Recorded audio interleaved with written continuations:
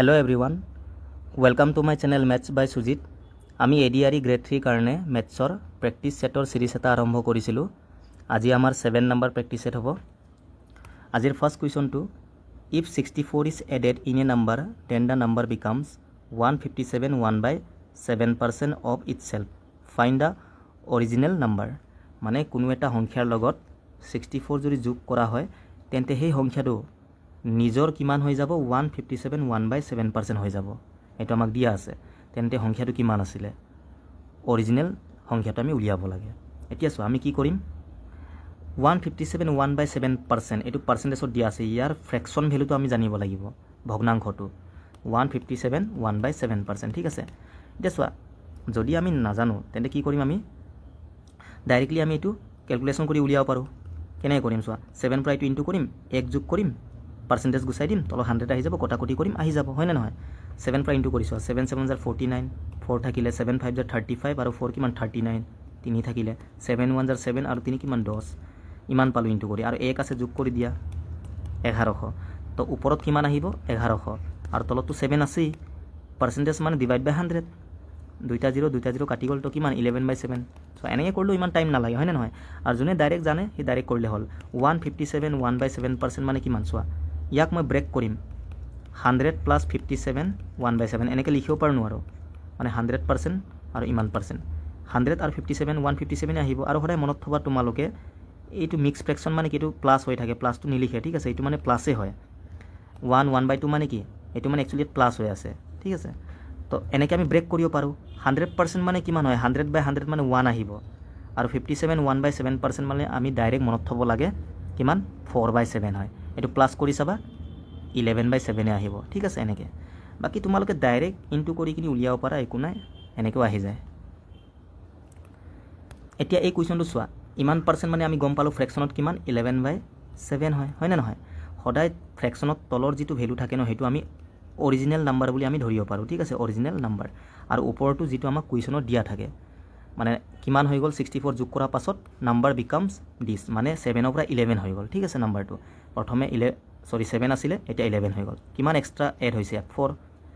তো সোয়া আমাৰ হিচাপত কিমান যোগ কৰিছে 4 কিন্তু কুৱেশ্যনৰ মতে কিমান যোগ কৰিছিল 64 মানে এই 4 ৰ মানটো 64 তো ইয়াৰ পৰা 1 ৰ মান কিমান হ'ব 4 পৰা হৰণ কৰা 16 বাৰ যাব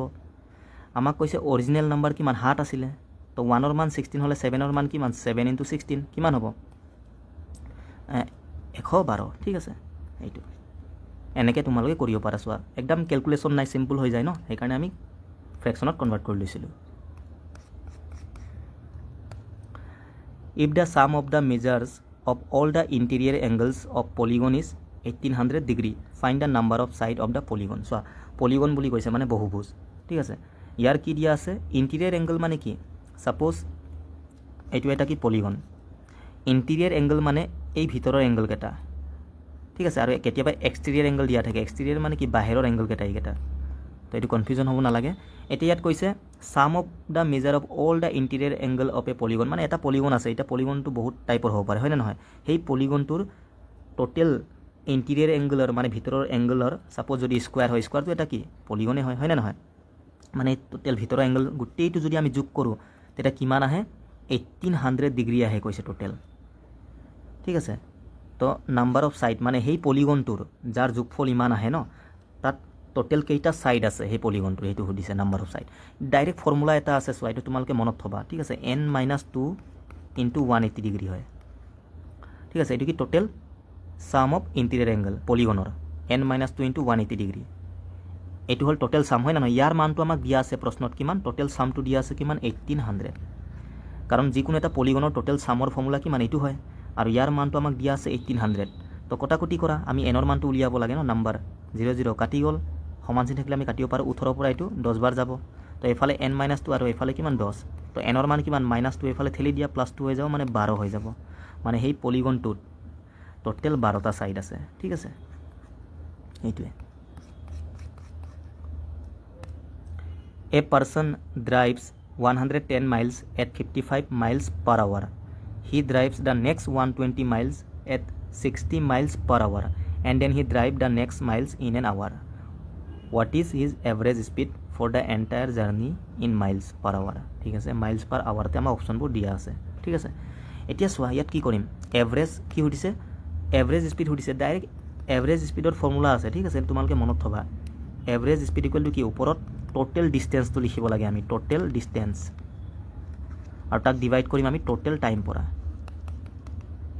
total distance by total time এনেও চোৱা স্পীড ইকুৱেল টু কি speed equal to D by T নহয় জানো তো ইয়াৰ পৰাও তোমালোকে মনত থ'ব পাৰা জাষ্ট এভাৰেজটো লগাই দিলে হ'ল এভাৰেজ স্পীড আৰু এইটো ডিষ্টেঞ্চটো টোটেল ডিষ্টেঞ্চ টাইমটো টোটেল টাইম ঠিক আছে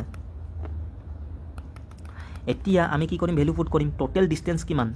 টোটেল ডিষ্টেঞ্চ মানে চবটো আমি প্লাছ কৰিম ডিষ্টেঞ্চ চোৱা প্ৰথমে কিমান গৈছে 110 মাইলছ নেক্সটত গৈছে 120 মাইলছ মানে গোটেইটো আমি প্লাছ কৰিম 110 120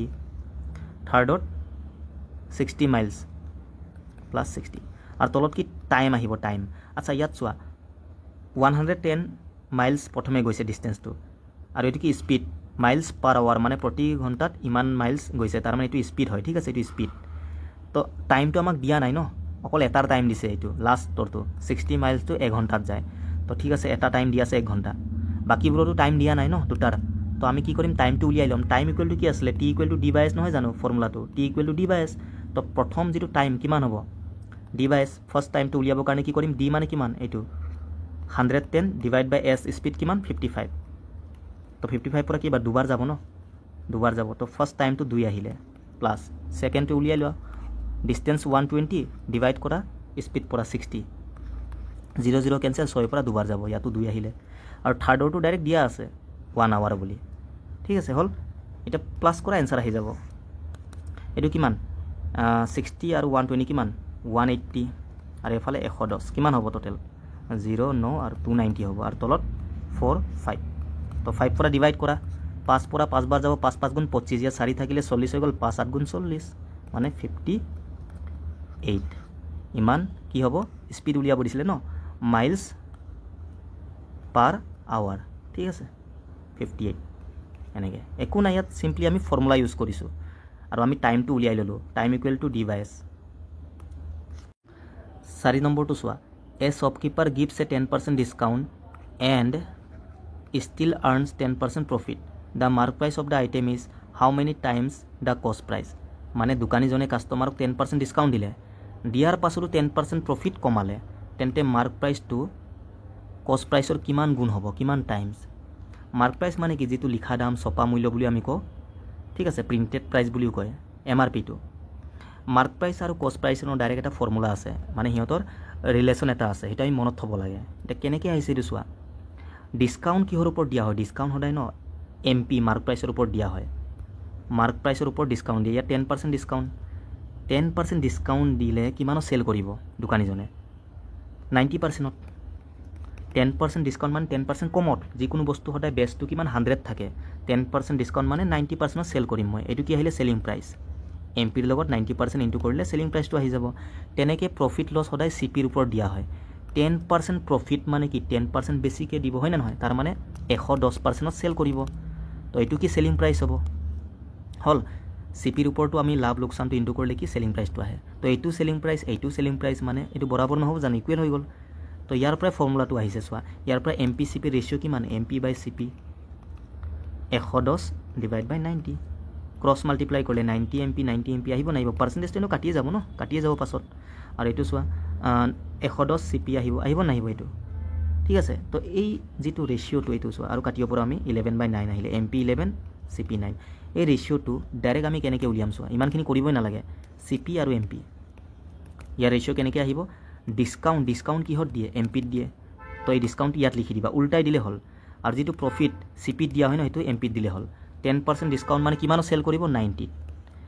10% প্ৰফিট মানে 110 ঠিক আছে হ'ল ৰেচিঅ' কিমান 9:11 এতিয়া আমাক কি কৈছে এই MP টো 9ৰ কিমান গুণ মানে 9 লগত কি ইনটু কৰিলে এইটো আহিব জাষ্ট ডিভাইড কৰি দিয়া 11ক 9 পৰা হৰণ কৰি দিয়া আহি যাব 11ক যদি 9 পৰা হৰণ কৰোঁ 9 গুণ 9 2 থাকিলে নাযায় পইণ্ট দিলোঁ 0 9 পৰা দুবাৰ যাব মানে 1.2 পৰা ষ্টাৰ্ট হ'ব আৰু এবাৰ কৰি লোৱা 9 দুগুণ 18 আকৌ 2 পইণ্ট আছে 0 আহিব আকৌ 9 দুগুণ কিমান 18 মানে 1.22 টাইম হ'ব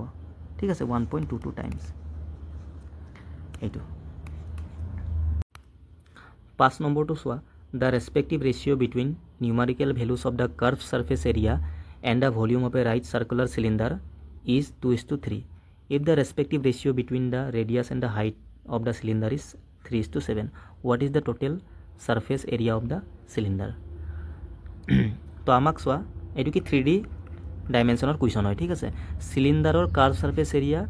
আৰু ভলিউমৰ অনুপাতটো দিয়া আছে চিলিণ্ডাৰ মানে কি এনেকৈ থাকে হয় নে নহয় দুটা চাৰ্কল থাকিব টপ এণ্ড বটমত আৰু ইয়াৰ কি ৰেডিয়াছ থাকে ব্যাসাৰ্ধ আৰু হাইট থাকিব হাইট তো ইয়াৰ কি কাৰ্ভ ছাৰ্ফেচ এৰিয়া ফৰ্মুলা কিমান আমি মনত থ'ব লাগিব কাৰ্ভ মানে এইটো ৰাউণ্ডটো কিমান হাইটলৈকে আছে 2πr/h হয় এটা চাৰ্কুলাৰ যিটো কাৰ্ভ সেইটো কিমান 2πr নহয় জানো পেৰিমিটাৰটো তো এইটো কিমান হাইটলৈকে গৈছে 2πr/h তোমালোকে মনত থ'বা এইটো দেই কাৰ্ভ ছাৰ্ফেচ এৰিয়া কিমান 2πr/h কাৰ্ভ ছাৰ্ফেচ এৰিয়া আৰু কি ভলিউম কিমান হয় πr²h ডাইৰেক্ট মনত থ'বা এইটো চিলিণ্ডাৰৰ ভলিউম πr²h তো ইহঁতৰ দুটাৰ অনুপাত কিমান 2/3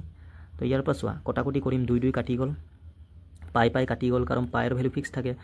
আৰ এটা আছে দুটা আছে এটাৰ কাটি যাব কাৰণ চিলিণ্ডাৰটো এটাই ন ৰেডিয়াছটো একেই হ'ব তো আর কাটি গ'ল এইচ কাটি গ'ল থাকিলে কি ইয়াত অকল এটা আর ক্ৰছ মাল্টিপ্লাই কৰি দিয়া ইয়াত একো মানে 1 আছে ইয়াতো একো মানে 1 আর 1 জাৰ আৰ 3 × 3 তো আৰৰ মান কি আমি 3 পালোঁ ঠিক আছে এতিয়া চোৱা আকৌ আমাক ৰেচিঅ' দিয়া আছে কাৰ ৰেডিয়াছ আৰু হাইটৰ অনুপাত কিমান 3:7 তো ৰেডিয়াছ ইয়াতো 3 আমি ইয়াতো 3 পাইছোঁ সেম ন ঠিক আছে তো হাইট বি কিমান 7 আমি ধৰিব লাগিব ঠিক আছে আৰ 3 হৈ গ'ল আৰু হাইট 7 ৰেডিয়াছ দুটা সেম নহ'লে আমি সেম কৰিব লাগিব ঠিক আছে 3ৰ মান 3 হ'লে 7ৰ মান 7 হ'ব এতিয়া ৰেডিয়াছ আৰু হাইটটো আমাৰ আহি গ'ল আমাক কি উলিয়াব দিছে টোটেল সাৰফেস এৰিয়া ফৰ্মুলাটো কি হয় 2πr/h এইটো তোমালোকে মনত থবা টোটেল সাৰফেস এৰিয়া চিলিণ্ডাৰৰ তো 2 পাই মানে কিমান 22/7 হয় আমি জানো ন পাইৰ মান ফিক্স থাকে 22/7 ইনটু r মানে কিমান পালো আমি 3 আৰু ব্ৰেকেটত r + h r মানে 3 h মানে কিমান 7 তো কিমান 10 নহব জান যোগ কৰিলে 3 7 10 এফালে 10 আহি গ'ল তো কিমান আহিব আচ্ছা ইয়াত অপচন সব পাইৰ মানটো দিয়া আছে ডাইৰেক্ট তো পাইটো আমি 22/7 লিখিব নালাগে ডাইৰেক্ট পাই লিখি দিয়া কাৰণ পাইটো পাই ৰাখিছে ন ইয়াত 2 পাই এনেকে তো এইটো পাইটো এনেকে ৰাখিবা ঠিক আছে এফালে 2 3 × 6 6 10 × 60 পাই হ'ব ঠিক আছে 60 পাই কাৰণ পাইটো পাই ৰাখিছে ন কি হ'ব এনসার 60 পাই ঠিক আছে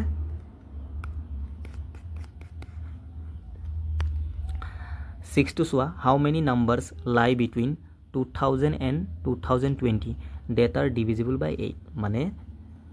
এই দুটা নাম্বাৰৰ মাজত কিমানটা সংখ্যা আছে যেটো 8 পৰা কি হয় ডিভাইড যায় ঠিক আছে আতেদি হৰণ যোৱা সংখ্যা টোটাল কিমান আছে দুটাৰ মাজত বুলি কৈছে এটা সব ভালকে সয়া 2000 আছে এফালে 2020 তো আতৰ পৰা হৰণ যাব লাগিব আমি 2000 পাছত ল'ব লাগিব হয় না নহয় মাজত বুলি কৈছে আৰু ইয়াৰ আগত তো সোয়া কেইবাৰ যাব 2000 মই যদি 200 ইয়াত 8 লো 8 এটো আতৰ পৰা যাব না যাব আতৰ নিয়ম কি লাষ্টৰ তিনটা অংক চাব লাগে 008 মানে কি 008 মানে আগৰ 0 টো কাউন্ট নকৰে তো 8 হ'ব আতৰ পৰা হৰণ যায় ন তাৰ মানে 2008 টো আতৰ পৰা ডিভাইড যাব ইয়াৰ আগৰ আমি ল'ব নোৱাৰো ইয়াৰ পাছত 2001 আহিব এটো আতৰ পৰা নাযাব ন 2002 এটো আতৰ পৰা নাযায় লাষ্টৰ তিনটা অংক চালে হল 2003 এবোৰ নাযায় তো আমি কি কৰিব লাগিব ডাইৰেক্ট এই দুটাৰ মাজত থকা প্ৰথম নাম্বাৰটো আতি দি হৰণ যোৱাটো কি হ'ব 2008 হ'ব 2008 ফাৰ্স্টটো নেক্সটটো কি হ'ব আতৰ হৰণ মানে কি 8 কে গৈ থাকিব নেক্সট 8 যোগ কৰি দে কিমান হ'ব 2016 হ'ব 8 কে গৈ থাকিব ন আতৰ নিয়ম আতৰ পৰা হৰণ যোৱা মানে কি 8 কে গৈ থাকিব প্ৰথমটো পালে সেকেন্ডটো আহিয়ে যাবচোন আৰু নেক্সটটো আমি ল'ব নোৱাৰো 8 যোগ কৰিলে ইয়াতকে বেছি হৈ যাব আমাক কৈছে দুটাৰ মাজত তাৰ মানে অকল দুটা সংখ্যাই আছে 2008 আৰু 2016 টোটাল কেইটা দুটা ঠিক আছে এনেকে চালে হল সিম্পল 7 নাম্বাৰটো চোৱা an amount becomes double in 7 years on simple interest the amount would be 4 times in how many years on the same rate of simple interest so এনেকুৱা টাইপৰ কোৱেশ্যনত আমি ডাইৰেক্ট শৰ্ট কে কৰিব পাৰো ঠিক আছে বেসিকত কৰিলেও आंसर আহি যাব ফৰ্মুলা ইউজ কৰিব লাগিব আমি বেসিকত অলপ টাইম লাগিব একেবাৰে ইজি ওয়েটো আমি কৰিম চোৱা ইয়াত কি কৈছে এমাউন্ট ডাবল হৈ গল 7 বছৰত সিম্পল ইন্টাৰেষ্টত যেতিয়াও সিম্পল ইন্টাৰেষ্টত এমাউন্ট ডাবল 3 গুণ 4 গুণ এনেকা দিয়া থাকে ন তাৰ মানে প্ৰিন্সিপালৰ পৰা এটো এমাউন্ট হৈ গল প্ৰিন্সিপাল মানে কি যেটো টকা আমি ধাৰত লও আৰু এমাউন্ট মানে যেটো ঘূৰাই দিব লাগে হুটে মুলে ঠিক আছে এই প্ৰিন্সিপালটো ইয়াত থাকিব ইনক্লুড লগতে এটা ইণ্টাৰেষ্ট থাকিব প্ৰিন্সিপাল প্লাছ ইণ্টাৰেষ্ট তো ইয়াত চোৱা দুগুণ হৈ গ'ল মানে কি 1ৰ পৰা 2 হৈ গ'ল লৈছিলোঁ 1 টকা দিব লাগে 2 টকা মানে তো এইটো হ'ল লোৱা টকাটো দিব লাগে তো এক্সট্ৰা কিমান দিছোঁ 1 টকা এইটো কি এইটো ইণ্টাৰেষ্টটো ঠিক আছে তাৰ মানে মই 7 বছৰত কিমান ইণ্টাৰেষ্ট দিছোঁ 1 rupees ইণ্টাৰেষ্ট দিছোঁ 7 বছৰত এইটো প্ৰশ্নত দিয়া আছে মানে আমি ইণ্টাৰেষ্টটো নিজে ওলাই ল'লোঁ ডাবল বুলি কৈছে তোমালোকে চোৱা 2ৰ পৰা 4 ল'ব পাৰা একো নাই 2 আছিলে 4 হৈ গ'ল তো এইটো প্ৰিন্সিপাল এইটো এমাউণ্ট দুগুণ হৈ গ'ল ন তো ইণ্টাৰেষ্ট কিমান দিম 2 এনেকৈও ল'ব পাৰা এনচাৰ একেই আহিবগৈ ঠিক আছে 1 আৰু 2 এনেকৈ ল'বা ইজি হয় এতিয়া কৈছে এমাউণ্ট কি 4 গুণ হৈ গ'ল মানে 1ৰ পৰা 4 হৈ গ'ল এইটো প্ৰিন্সিপাল এইটো এমাউণ্ট লৈছিলোঁ 1 টকা দিব লাগে 4 টকা তো ইণ্টাৰেষ্ট কিমান দিব লাগিব 3 এক্সট্ৰা 3 দিব লাগিব ন তো 3 rupees দিব লাগিব এইটো কিমান বছৰত হ'ব এইটো সুধিছে হাউ মেনি ইয়াৰ্ছ টাইমটো সুধিছে তো 1 rupees = 7 হ'লে 3 rupees কিমান 3 7 গুণ 21 বাছ চিম্পল এনেকৈ আমি ৰেচিঅ' কনচেপ্ট ইউজ কৰি দিছোঁ ঠিক আছে বাকী তোমালোকে ফৰ্মুলা ইউজ কৰিব পাৰা SI = P RT/100 এইটো ইউজ কৰিব পাৰা এমাউণ্ট কি ডাবল হৈ গ'ল মানে 1ৰ পৰা 2 হৈ গ'ল বা 100ৰ পৰা 200 হৈ গ'ল এনেকৈ তোমালোকে ধৰিব পাৰা ঠিক আছে 100ৰ পৰা 200 হৈ গ'ল মানে ইণ্টাৰেষ্ট কিমান দিছোঁ মাইনাছ কৰা 100 এনেকৈ ইয়াত পুট কৰি দিয়া SIৰ জেগাত 100 পুট কৰা ইণ্টাৰেষ্টটো প্ৰিন্সিপাল কিমান ধৰিছিলা 100 এনেকৈ পুট কৰিবা আৰটো আমি নাজানো টাইমটো কিমান 7 × 100 এনেকৈ 100 কাটি গ'ল আৰৰ ভেলু কিমান R = 100/7 ইমান পাৰ্চেণ্ট এইটো আৰৰ মান আহি গ'ল এতিয়া নেক্সটত পুট কৰিলে হ'ল এতিয়া কৈছে এমাউণ্ট 4 গুণ হৈ গ'ল তাৰ মানে 100ৰ পৰা 400 বা 1ৰ পৰা 4 ঠিক আছে 100 ল'লে ইজি হৈ কটাকটি হৈ যায় মানে তো ইণ্টাৰেষ্ট কিমান হ'ব 300 তো SI কিমান আহিলে এবাৰ 300 আৰু P কিমান 100 R কিমান পালোঁ 100/7 মানে 100/7 টো তলত আহিব আৰু ইনটু 100 তলত থাকে ন T মানে কিমান টাইমটো উলিয়াব লাগে এনেকৈ তো 100 কাটি গ'ল ইয়াৰ পৰা 2 0 কাটি গ'ল 7 7 গুণ 7 3 গুণ 21 আহিছে না 21 এনেকৈ তোমালোকে কৰিব পাৰা ফৰ্মুলা ইউজ কৰি বাকী ফৰ্মুলাত কৰাতকৈ অকণমান আগত যে আমি কৰিলোঁ সেইটো বেছি ইজি হয় বাকী ফৰ্মুলাটো ইজিলি আহি যায় এনেকুৱা নহয় যে ফৰ্মুলাটো বহুত টান চিম্পল একো নাই ঠিক আছে 8 নম্বৰটো চোৱা the age of the older of 2 boys is thrice that of the younger 9 years ago it was 5 times that of the younger find the present age of each এইটো কি এজৰ প্ৰব্লেম আমি ৰেচিঅ'ত কৰিব পাৰোঁ এইটো ডাইৰেক্ট ঠিক আছে গেপটো চেম কৰি ইজিলি ওলাই যাব বাকী বেছিকতো তোমালোকে কৰিব পাৰা বেছিকতো ইমান কেলকুলেটিভ নহ'ব ঠিক আছে বেছিকত কেনেকৈ কৰিম আমি চোৱা মানে দুজন ল'ৰাৰ ভিতৰত এজন অল্ডাৰ এজন কি য়ংগাৰ এই অল্ডাৰজন 3 গুণ বুলি কৈছে য়ংগাৰজনৰ এইটো কি প্ৰেজেণ্টৰ কথা কৈছে একো মেনশ্যন নাই ন তো প্ৰেজেণ্টৰ কথা কৈছে য়ংগাৰজন যদি x হয় সাপোজ মই ধৰি লৈছোঁ য়ংগাৰজনৰ বৰ্তমান বয়স x তো অল্ডাৰজন ইয়াৰ কি 3 গুণ 3x হৈ যাব হ'ল এইটো প্ৰেজেণ্ট এজ অল্ডাৰ আৰু য়ংগাৰ এতিয়া কৈছে 9 years ago মানে 9 বছৰ আগত আজিৰ পৰা বৰ্তমানৰ পৰা 9 বছৰ আগত 5 টাইমছ হৈ যাব বোলে কোনে ডাঙৰজন সৰুজনৰ তো চোৱা ডাঙৰজন আজি 3x 9 বছৰ আগত কিমান হ'ব 9 মাইনাছ হৈ যাব 3x - 9 হ'ব নহ'ব প্ৰেজেণ্টৰ পৰা 9 year বেক যাব লাগিব এইটো কি 9 years এগৰ বয়সটো অল্ডাৰজনৰ ইয়াৰ বয়সটো বোলে কিমান হৈ যাব 5 গুণ হৈ যাব 5 গুণ কাৰ য়ংগাৰজনৰ তো য়ংগাৰজন আজি x হ'লে 9 বছৰ আগত x - 9 হ'ব নহ'ব হৈ যাব তো এইটোৱে সলভ কৰা এনসাৰ আহি যাব এইটো কিমান 5x - 5 9 গুণ 45 তো ইয়াৰ পৰা সো এইটো 3x টো এফালে ঠেলি দিয়া 5x আছে এফালে এইটো কি এফালে গৈ মাইনাছ মানে 2x হৈ যাব এফালে আৰু এই -45 টো এফালে লৈ আনা এফালে -9 টো আছেই -45 টো এফালে আহিলে +45 হৈ যাব তো মাইনাছে প্লাছে মাইনাছ এইটো মাইনাছ কৰা কিমান হ'ব 36 ডাঙৰ আগত যোগ তো যোগ আহিব ঠিক আছে আৰু এফালে 2x তো xৰ মান কিমান 2 পৰা হৰণ কৰা 18 বাৰ যাব তো 18 মানে এই সৰুজনৰ বয়স কিমান আহিলে 18 তো ডাঙৰজন কিমান হ'ব 3x 3 পূৰণ 18 54 ঠিক আছে এনেকৈ আমি ডাইৰেক্টলি উলিয়াব পাৰোঁ 54 18 এইটো হ'ব সিম্পল চোৱা বেছিকতো ইমান টাইম লগা নাই ঠিক আছে বাকী তোমালোকে গেপটো চেম কৰিব পাৰা ৰেচিঅ'ত কেনেকৈ হ'ব চোৱা আজি কিমান সিহঁতৰ 3 গুণ 3:1 হ'ব সৰুজন 1 হ'লে ইয়াৰ 3 গুণ 3 হ'ব এইটো কি প্ৰেজেণ্ট তো আজিৰ পৰা 9 বছৰ আগত 9 year ago 5 গুণ বুলি কৈছে ডাঙৰজন তো 5:1 ঠিক আছে ক্ৰছ মাল্টিপ্লিকেশ্যন মেথডো আছে ঢেৰ মেথড আছে ঠিক আছে বহুত মেথড তোমালোকে যি মন যায় কৰিলে হ'ল বাকী তোমালোকে গেপ চেম কৰিব পাৰা কাৰণ চা ইউ 9 year ago মানে ইউ 9 year বেক গৈছে ইউ গৈছে তো গেপটো চেম হ'ব লাগে ন ইয়াতো 0 ইয়াত 2 একো মিলা নাই